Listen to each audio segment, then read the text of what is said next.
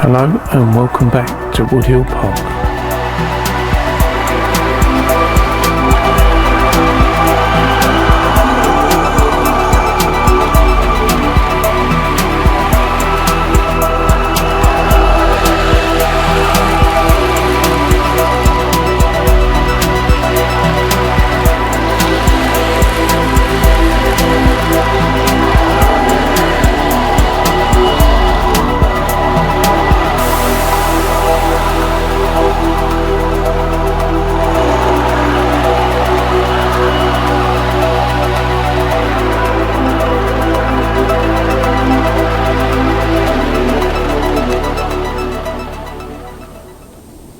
It's pretty cold at the moment in the loft, so I've not been able to do a lot, but one of the jobs I have been meaning to get around to doing was straightening out the lights on my class 159, as the lights are for DC only, as it was a DC model.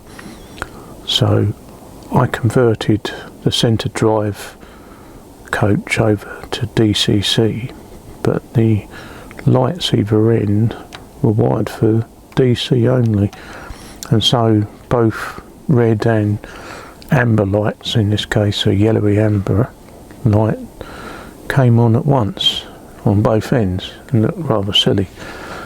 So I've been meaning to straighten this out for a while, which meant putting a decoder in each end and programming it to the same as the decoder in the actual motor drive in the middle, and just have it for lights. So I found a couple of cheap sacrificial DCC decoders, you might say, and I've been working on it. Now I did this one, and it was a hell of a job to do, to get in there, get the little circuit board with the LEDs on and separate the LEDs. Excuse me, as I say, it's very cold up here at the moment. I think it's around 0, but with a little bit of heating I can just about get on and do this sort of thing. And yeah, it took some doing to sort out the PCB in there, if you can call it a PCB. It's a rather rudimentary board, but I had to separate each LED and have a common rail which is in contact with all of them. And the first one I did, which is this end, it was a nightmare. To even get the board out was a nightmare, but because I've done one, I found the next one a lot easier. And this is what it looks like at the moment, with it all sort of out the model and just the chassis and the LEDs, which I've now sort of wired up all separately, and the decoder, as I said, over there. So it's a shame, but it's only a cheap decoder, it'll be just enough to run the lights. But yeah, it's took a bit of doing, it did, to sort them out, but I've now rewired it, so it swaps nicely between reverse and forward, and it's programmed to the same number as the centre car, as is the other end as well, what I've already done. So I just need to put this back together and sort of try and tuck the wires in neatly and push the LEDs through the front of the body like they were, which is a little bit of a task. And then that's another job done, be it a real fiddly one, but it's worth doing, as the 3-car DMU looks right now, with the direction of travel with the lights.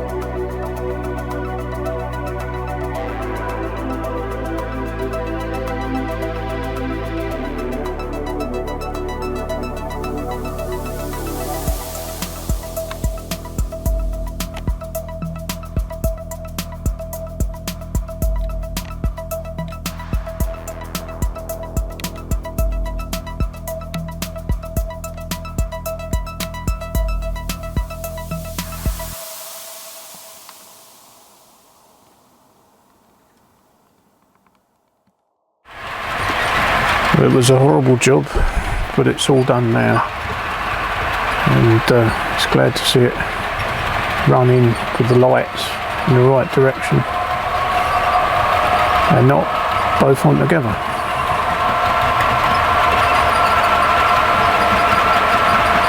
What a nightmare though, just to correct the lights.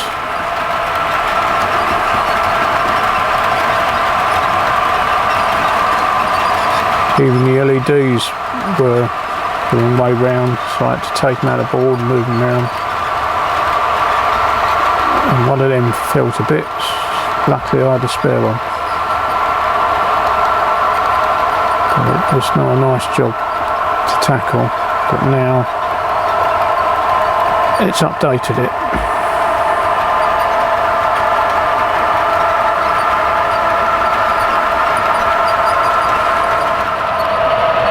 I think I'll be putting any lighting in this Loco in the carriages for a while, as I don't want to open it up again. But it's got frosted glass anyway, so it doesn't really matter. But save that for another day when I want to torture myself.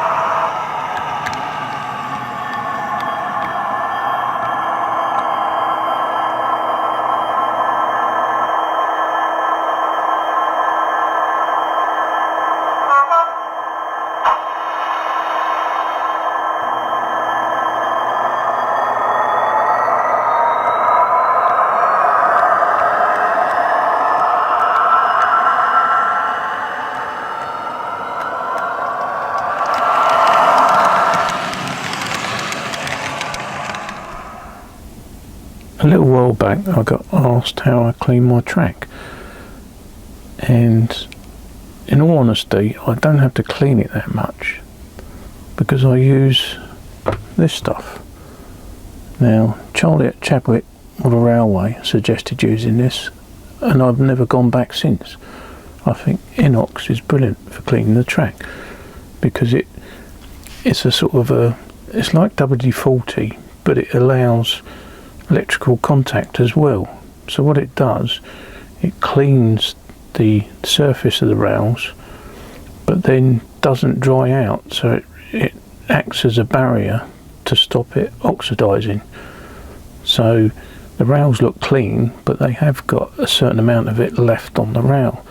But because it doesn't inhibit electrical contact, it does a very good job of allowing electrical contact between the wheels of the locos and the rail without sort of any oxidization. Well, to start with, you do get a bit, and you get some of the carbon that is caused by poor connection build up between the wheels and the rails, but it tends to come off in sort of patches, and you can see it and you can wipe it quite easily, and it doesn't usually stop the trains. You know, it's amazing how dirty the track will get before I notice any problems with the locos. I also clean the wheels of the locos with a little drop on a cotton bud, and try and clean the contacts as well with a little bit of tissue and a little bit of the inox on the tissue, and wipe the inside the wheels and the contacts. All this just promotes good contact and keeps a film of inox on it to stop it tarnishing or oxidizing. So I find it brilliant. The only time I use any of these sort of products, which I never use a Pico rubber, what I use are the industrial rubbers you can buy for polishing and stuff, and you can buy these online, and they're just for the trade really. If you was doing any machining or whatever, you would buy these, and there's different grades and they're different colours. I tend to go for the grey one. I think it's a medium, No, there's a key on the side of them. It says fine brown, medium grey, coarse blue, extra coarse is pink. Well, I use grey, which is medium, but I have got different colour ones here. I think this one's a pink one, pinky brown really, so that's extra fine going on this, I think, or no, just fine because it's brown, but I don't use them very often. But those ones would hardly do any damage to the rails at all, and that's what you want, because if you do scratch up the rail heads, what you're doing in theory is increasing the surface area, because you've now not just got the top of the rail, you've got the dips as you know the scratches go into it and out again. So you've got, if you can imagine like a record, you've got those grooves in it, so you've now increased the surface area for it to tarnish, and you've got grooves for the dirt to sit in as well. So you don't want to scratch the rail heads up at all. You want to avoid that totally. The only time you ever use, or I ever use, these rubbers, and I say I use finer ones than the Pico ones, is if I get paint on it when I'm doing any weathering, or if I get any lacquer or anything like that, what might stop the contact with the wheels of the Locos. So that stuff is never used unless there's a good reason, because I've got stuff all over it. So purely for a one-time clean, in that case I use the finest abrasion I can get. And as for IPA will strip everything off your rail heads. It's true, it will clean it, but it puts nothing back, so it strips it right off, and in doing so leaves it vulnerable to corrosion or oxidization, should I say. So it would oxidize quicker if you clean it with IPA, so it just makes the job harder. You think you're cleaning it, but what you're doing is stripping it off of any protection. So I don't use IPA unless I want to strip something back. As onyx, this, or inox, onyx, that's a material, yeah, inox, it coats it, so as well as it cleaning it, it coats it in a film that doesn't dry out, or takes a long time to dry out, so it stops any of the tarnishing and oxidization. Because there's less sparking between the wheel and the rail heads, you don't get a carbon build up like you do if you had cleaned it completely with IPA. So you're protecting the rails as well as cleaning them when you use this. To actually clean the layout, I'm a bit old-fashioned in some ways. I just use these old Triang sort of cleaners with pads underneath, and what I do is I spray a little bit of the inox on the pad, just a little bit, and then tie it round mainly underneath the tunnels and that, because I can use an impregnated rag with inox where I haven't got tunnels, so I just wipe it with that. So that's just impregnated all the time with inox. It doesn't dry out, and I just top it up a bit every so often. So you can just get rag like that, and I'll just keep it in a box and just get it out every so often and wipe sections that I want to clean. Now, before I do clean it, I do vacuum it, and I do use one of these, and a lot of people don't like these, but I don't fill it with liquid. I don't use the liquid side, but I do use the vacuum cleaner side. And the vacuum cleaner side, I'm very pleased with myself, because I don't think I could climb inside the tunnels and vacuum it. If I didn't have this, there'd be no way of doing it. And I'm surprised how much this does vacuum up. It does get covered in fluff in there. So I tow this round. This is permanently set on sort of DCC number 3, so it's just a common setting for the DCC chip, because I converted it over to DCC. I don't think it was originally. And that's it. I just have the motor pretty much full up, tight underneath all the layout, and it sucks up all the dust. And it'll take up gravel as well, or ballast. You can hear it actually picking it up as it goes past. Occasionally the fan might jam up a little bit. You just need to clean it with a brush and then clean out what's there. Oh, annoying phone call. I seem to have some Chinese company trying to ring me up all the time. Excuse me for a minute. Right, got rid of them. They're a pest.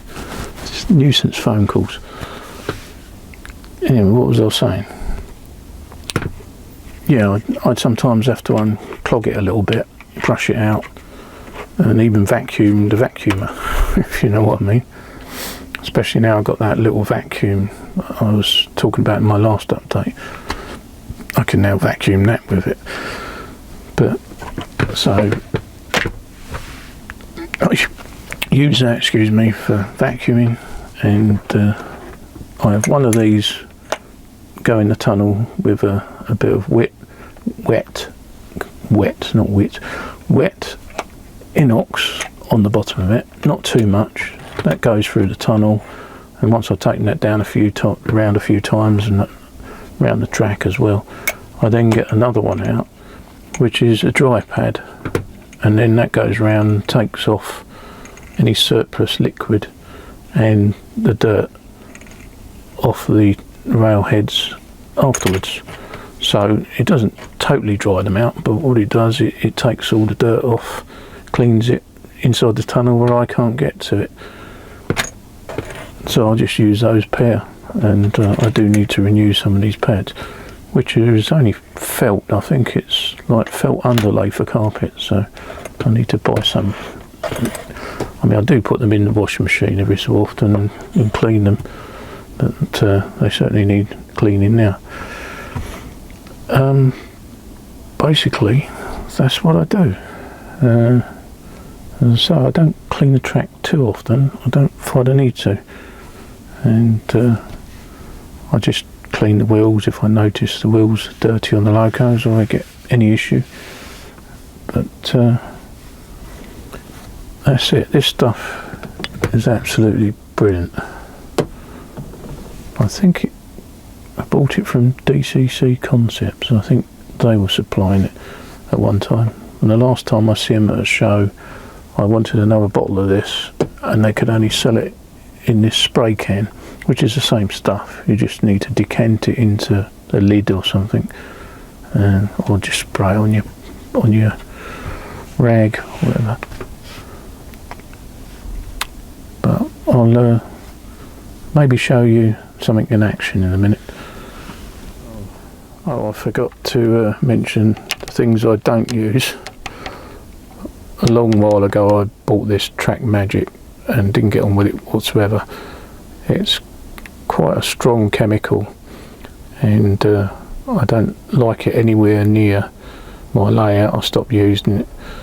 And the good thing about inox, it's not toxic, it doesn't damage plastic, it's pretty much harmless. You can get it all over your hands and it's not a problem. So as for that Track Magic, I'm not sure. I didn't like it anyway, but that's my personal choice. The little things like these little abrasive carriages and stuff, to me they're a bit of a waste of time, and as I say, they scratch up the rail heads, and that's what you don't want to do. I did think about buying a CMX liquid sort of cleaner, but they're extortionate money, and I can't see how they would improve my cleaning over what I do. So maybe one day I might invest in one, but they're a lot of money for what they are. Anyway, let's get back to showing you a few things going around cleaning my layout.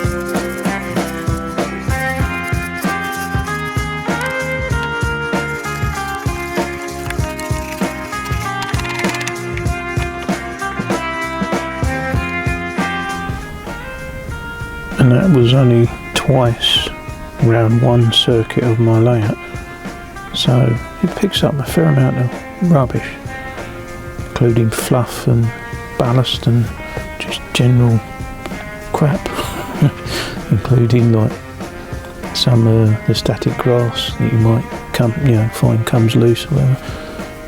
So you collect all that up rather than it go in the Loco. But as I've said already, I don't use the liquid side of it. I don't feel a need for that. I just think that'll be messy. I'd rather send round one of these old-fashioned triang coaches or container wagons just to do the underneath of the layout that I can't get to. As for what is able to be reached, then a cloth is good enough. I prefer a cloth generally. Oh, and the cloth is just an old piece of cotton bedding sheet cut into a square. So nice soft cotton cloth, nothing special at all, just a bit of old bedding sheet, but 100% cotton, so it can't scratch or damage anything.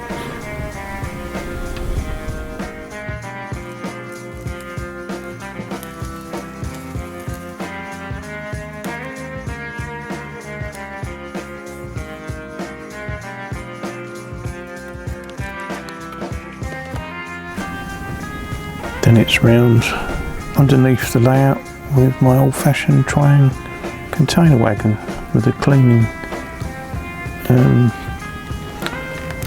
pad underneath, I suppose you call it, but it is a felt that you cut up, so I'll be purchasing some more of that.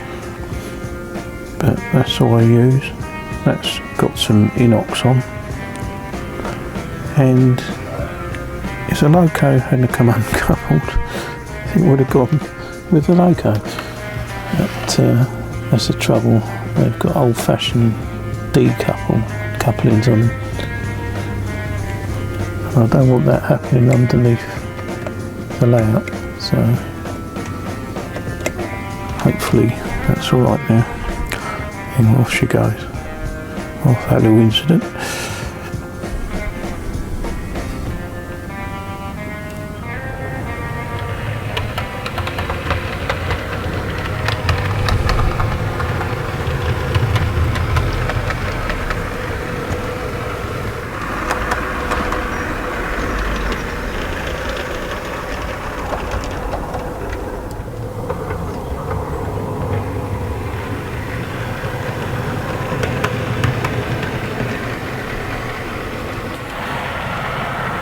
And I just do the same again with the pads on the other one with no liquid on them, so they're dry,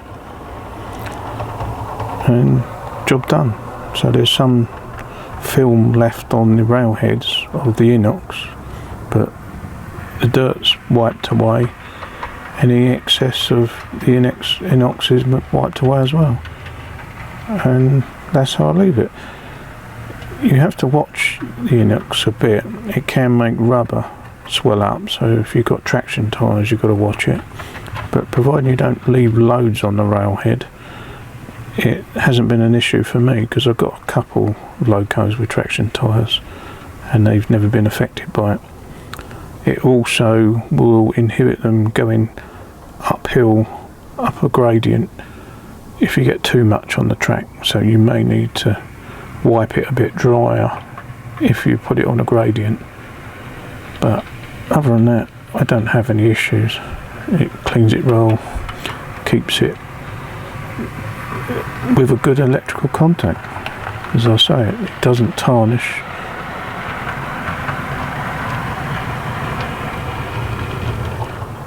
And if you look at some of the rails I haven't cleaned yet, I haven't cleaned these for weeks, maybe longer,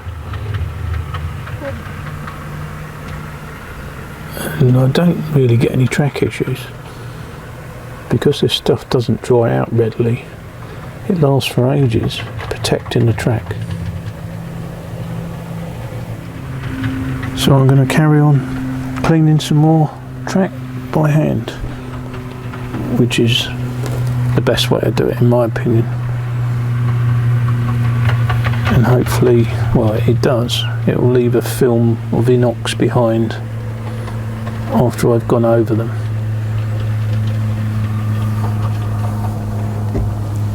And you do take the dirt off, the dirt does come off readily, but it's not just dirt, it's oxidisation, and that's caused through the electrical contact between the wheels and the railhead. So it's encouraged by any sparking or any poor contact.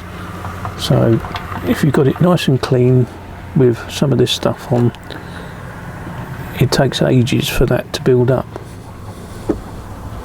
because of the good contact between wheel and rail.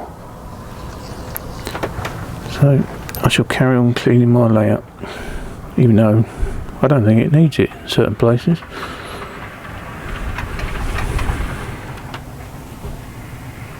Before Charlie said about this on his channel, I, like most people, was pulling my hair out, excuse me, trying to keep the track clean, and it would drive me mad. And I used to use things like IPA and abrasive rubbers and stuff, and because I'm in the electrical trade, it's very logical not to scratch the rails and not to strip it of any protection. So it makes logical sense to use something like this, as it's not an insulator. If you use WD-40 or something, it would insulate the track from the wheels on the Loco, but this doesn't. This promotes good contact. I don't think it's conductive itself, but it just provides a good pathway for the electricity to go between the wheel and the rail, and keeps it from oxidising, and it keeps the wheels of the Loco cleaner as well. But should they need a clean, as I already said, it's a bit of inox on one of these, and then spin the wheels and clean them. If you get any excess on them to stop the wheel slipping, you might need to use a clean cloth to clean the wheels again, as it is quite a lubricant as well, so it will stop you going up inclines, as I've already said, if you have too much on the wheels. This is just all what I do, and it's just my opinion really. Other people have their opinions on how to clean track, and I'm sure they'll disagree with the way I do it, but I do this because I find it works for me. So anything that don't give you a hassle and promotes the running of your layout without any problems, as far as I'm concerned, is the right way to do it. And for a closer look at the can, I'm not getting paid for saying this either. I don't get any reward for this. I'm just promoting a product that works for once, and it's called Inox MX3, and it comes in various containers. Two of them are here, one's a spray can, one's a pump action, and I think it originates from Australia, so it must be some wonderful formula made from a gum tree or something, or kangaroo poo or something. But it works, and that's the main thing I use it for, because it works. So thanks very much, Charlie, for introducing me to this. One of the best things I ever come across on any of the YouTube channels I've watched, and give me, less hassle from using this.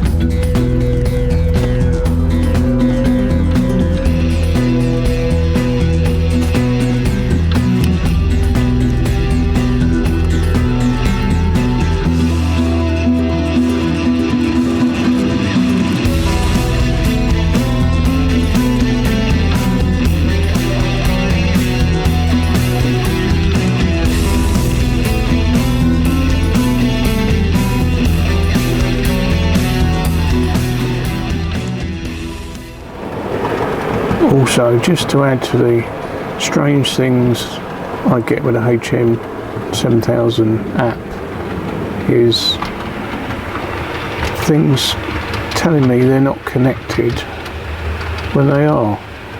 At the moment I've got 5 trains on the layout that are connected, and it's only telling me in the corner over here only 3 are connected via Bluetooth.